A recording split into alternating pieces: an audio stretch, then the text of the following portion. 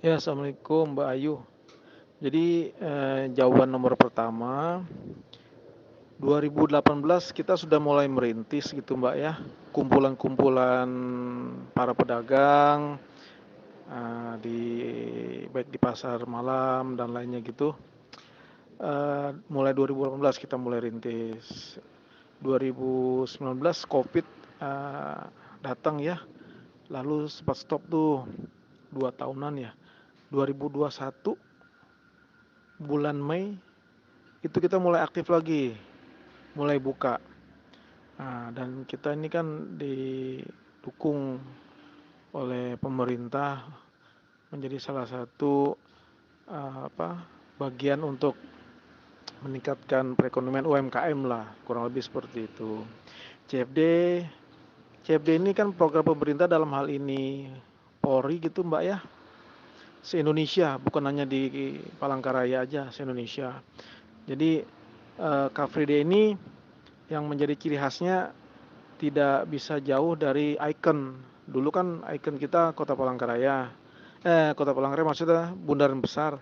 Nah, kita ditaruh di Bundaran Besar karena tuh ikonnya Palangkaraya. Oke, mulai 2021 bulan Mei itu mulai berjalan lagi, dan karena banyaknya UMKM, para pedagang gitu, dan belum ada kepengurusan yang terbentuk, akhirnya kami para pedagang yang ada ini berinisiatif untuk membentuk kepengurusan. Kepengurusan, lalu singkat cerita terbentuklah pengurusan ini, Ikatan Pengurus Car Free Day Palangkaraya, yang diketuai oleh Mas Chandra, ketuanya Pak Agus Takari, dan saya sendiri bendaharanya kan, dan ada anggota-anggota pengurus lainnya. Nah, tujuan awalnya CFD itu dia Mbak, ini kan tujuannya sebagai salah satu wadah UMKM berkumpul gitu Mbak ya, di pagi hari, di hari bebas berkendara, Car Free Day gitu Mbak ya, karena ini program nasional dari Polri. Kalau saya tidak salah seperti itu, dan Palangkaraya termasuk salah satunya. Nah, itu udah saya jawab nomor satu dan dua Mbak ya. Nomor tiganya, komunitas boleh hadir di Car Free Day, dan tentu harus izin, karena dengan adanya kepengurusan saat ini kita mulai menata Mbak, kuliner agar terlihat rapi gitu Mbak ya. Kita memaksimalkan itu, mengupayakan agar Car Free Day ini tidak campur-campur, tidak berantakan, kurang lebih seperti itu sih. Makanya komunitas yang hadir itu, yang mau ingin tampil di Car Free Day, kita minta izin ke kita karena kita udah siapkan tempat-tempatnya ya, untuk mereka melakukan aktivitasnya. Kurang lebih seperti itu. Intinya izin Mbak, izin ke kami. Itu pertanyaan nomor tiga. Yang keempat, jika melaksanakan event di CFD dan melibatkan para pengunjung, izinnya ditembuskan kepada siapa? Ke kami, ke pengurus.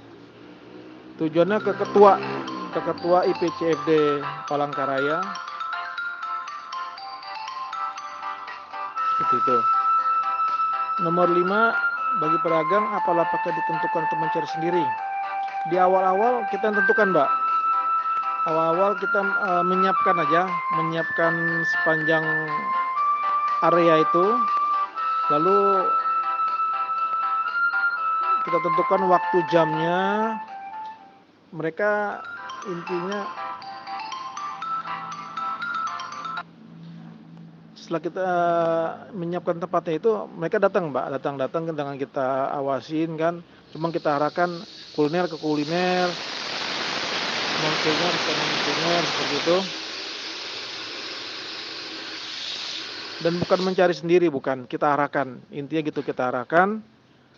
Dan arus listrik dan kebersihan, kalau kelistrikan kita tidak menyiapkan untuk mereka, tapi kebersihan kita menyewa. Menyewa tenaga kebersihan, yang kita ambil dananya dari iuran anggota tuh, sekali CFD 10.000 aja. Saat ini sudah berapa pedagang yang terdaftar meramaikan Car Free Day? Yang terdaftar itu sudah ada 500 sampai 600-an, Mbak, yang aktif berdagang itu sekitar 400-an. Yang aktif berdagang sekitar 400-an.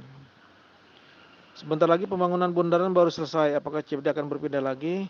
Ya, kita berharap Car Free Day lokasinya kembali ke Bundaran Besar jika pembangunannya sudah selesai.